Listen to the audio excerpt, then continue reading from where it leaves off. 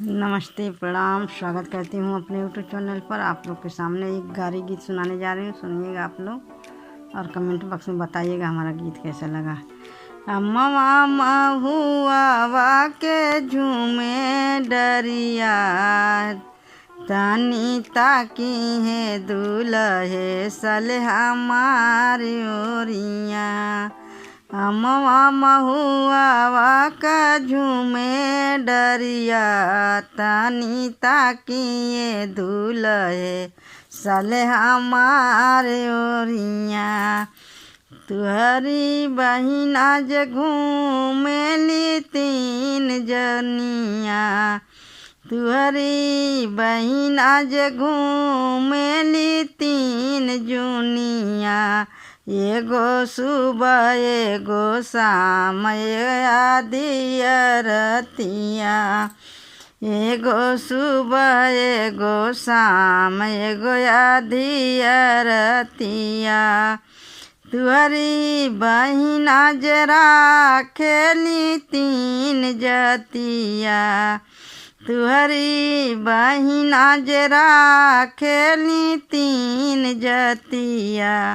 एगो हिंदू एगो मुसलमान एक सिकाई जतिया, एगो हिंदू मुसलमान एक ईसाई जतिया।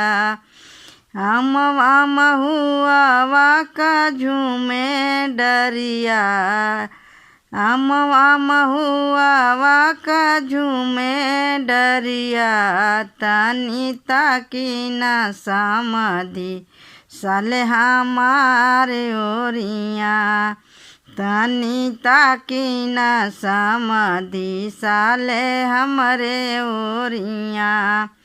तुहरी बहिना जे घूमेली तीन जुनिया, तुहरी बहिना जे घूमेली तीन जुनिया।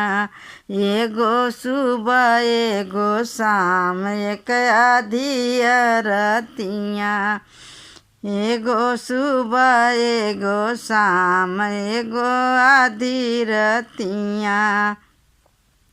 तुहरी बहिना जरा खेली तीन जतिया, तुहरी बहिना जरा खेली तीन जतिया।